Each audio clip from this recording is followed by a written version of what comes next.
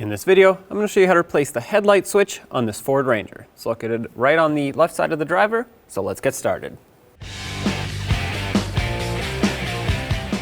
To remove this switch, not only do you need to remove the knob off the front, but we also have to access the back side of it for the wiring harness and for the two mounting screws that hold it onto this panel.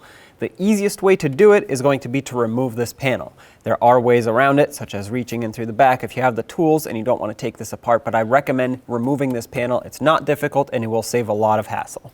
So let's do that. To remove this panel, you first need to take off the knee panel here. Mine is actually broken on this side, the clip is missing, but all you do is just pull right out on it and it should pop out. You have to do the same to this side.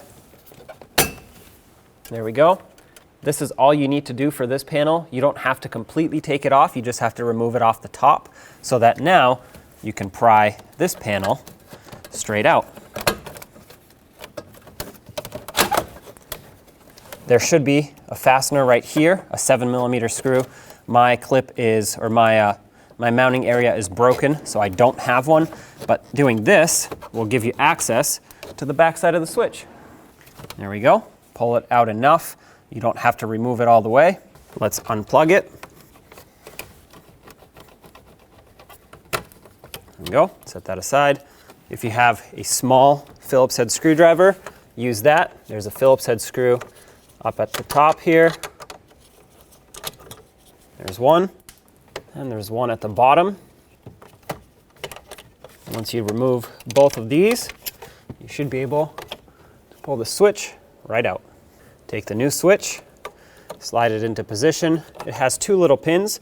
Those line up with the panel so that it's actually positioned properly, otherwise it won't be lined up. I'm going to start in the top screw first because I can easily reach it and this will secure the switch in place, so I can then go to the bottom screw, tighten this up.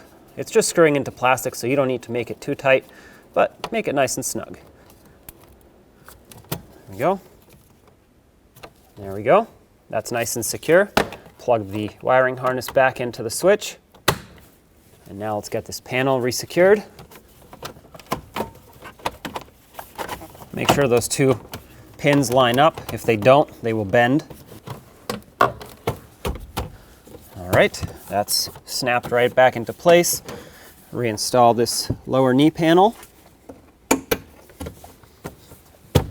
My clip is broken on this side, and of course if you had the mounting screw right down here, you would put that back as well.